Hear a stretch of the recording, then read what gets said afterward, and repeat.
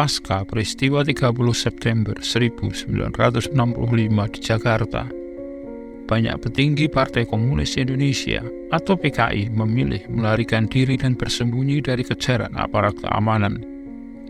Tak terkecuali Ketua CCPKI Dipa Nusantara Aidit atau DN Aidit.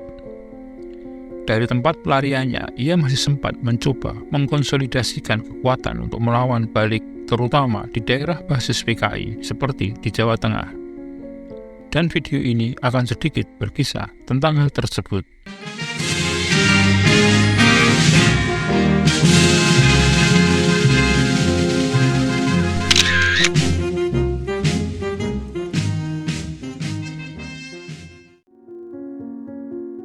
Namun sebelum dilanjutkan video ini, mohon bantuannya untuk mengklik tombol subscribe di bawah ini. Bagi Anda yang belum berlangganan channel ini, guna bersama-sama membangun channel ini dan agar Anda tidak ketinggalan update terbaru dari channel ini.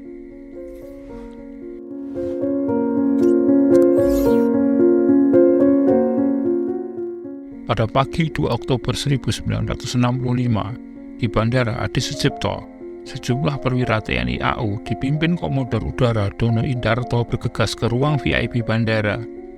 Pesawat Dakota T443 yang membawa orang penting dari Jakarta mendadak mendarat di bandara itu. Orang tersebut adalah Dipa Nusantara Aidit, Menteri Koordinator, Wakil Ketua MPRS, Ketua Komite Sentral PKI, dan orang dekat Presiden Soekarno. Ia ditemani dua sekretarisnya, Waluyo dan Kusno. Aidit mengatakan bahwa ia diperintahkan ke Yogyakarta untuk mempersiapkan kepindahan Presiden Soekarno ke Istana Presiden Yogyakarta karena situasi Jakarta sedang memanas. Mengira Aidit sedang mengemban tugas negara, Angkatan Udara pun menawarkan untuk mengantarkannya terlebih dahulu ke Kepala Daerah Yogyakarta Sri Paku Alam.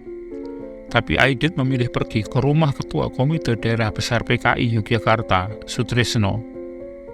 Pihak Angkatan Udara sempat curiga kedatangan Aidit yang merupakan pejabat pusat tanpa disambut pejabat daerah satupun. Di Yogyakarta, Aidit bertemu dengan pimpinan PKI Yogyakarta. Sempat muncul wacana kemungkinan membentuk kelompok bersenjata untuk mendukung Dewan Revolusi Letnan Kolonel Untung yang ada di Jakarta. Pertemuan beberapa jam itu akhirnya memutuskan bahwa PKI setempat akan melancarkan aksi-aksi massa untuk membela Bung Karno. Dari Yogyakarta, Aidit bergerak ke Semarang.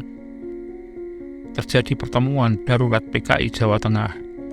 Dalam pertemuan itu dihasilkan sikap politik PKI yang menyatakan bahwa gerakan 30 September adalah masalah internal Angkatan Darat dan PKI tidak ada sangkut pautnya dengan gerakan itu. Tugas utama PKI sekarang adalah menyelamatkan partai dan presiden. Sore itu juga Aidit bertolak ke Boyolali, ditemani Wakil Gubernur Jawa Tengah Suyatno Atmo. Rombongan Aidit meluncur ke kediaman Bupati Boyolali Suwali. Suwali adalah kader PKI yang militan. Entah apa yang mereka bicarakan saat itu. Dari Boyolali, Aidit menuju kota Solo. Di Solo, Aidit bertemu dan menggelar rapat dengan petinggi partai, termasuk Wali Kota Solo yang juga kader PKI, Utomo Ramelan. Dalam rapat ini, Aidit dikabarkan gagal mendapat dukungan kolega partainya untuk menerima hasil keputusan pertemuan Semarang. Bertolak belakang dengan hasil rapat di Semarang, pertemuan di Solo justru mendukung operasi Gerakan 30 September beserta tujuan-tujuannya.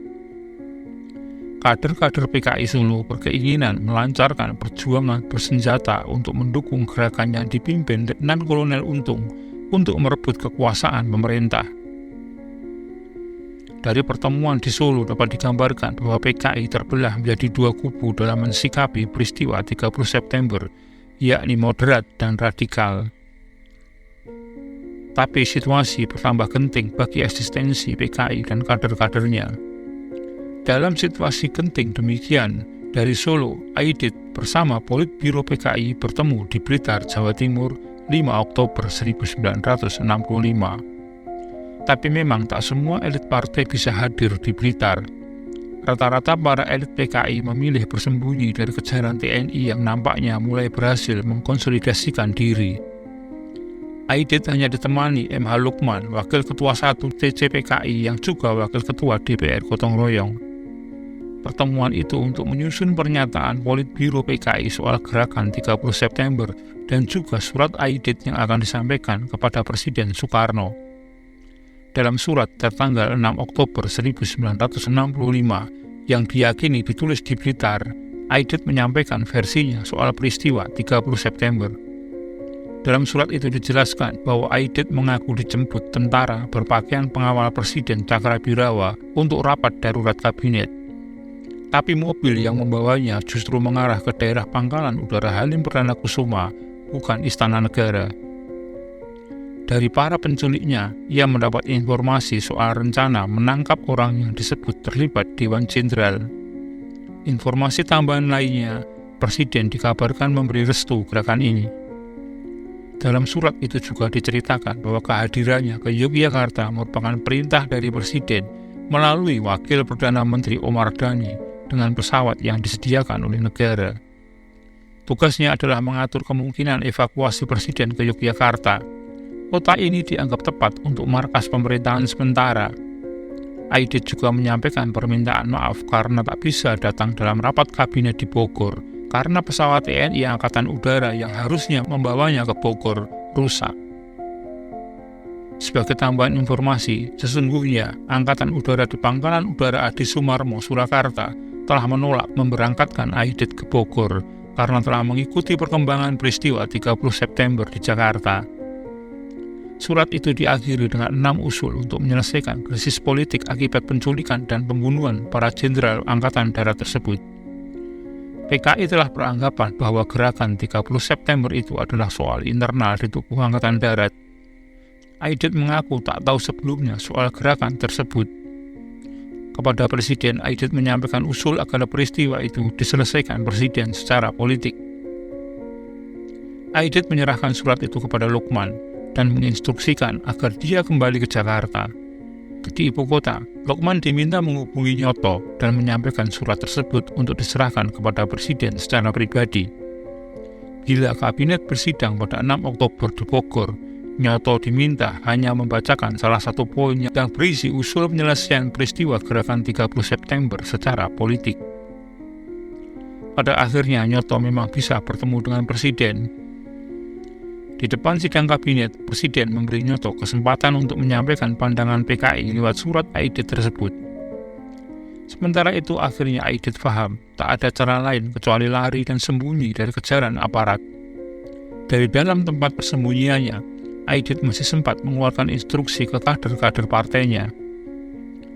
Salah satu instruksinya tertanggal 10 November 1965 yang berisi 11 item. Aidit menyampaikan wasiat setelah melihat perkembangan keadaan. Dalam wasiat terakhirnya itu, Aidit mengakui kerusakan fatal pada partai akibat gerakan 30 September, meski semua sudah ia perhitungkan. Surat itu juga mengisyaratkan kemungkinan Aidit mencari perlindungan ke Republik Rakyat Cina.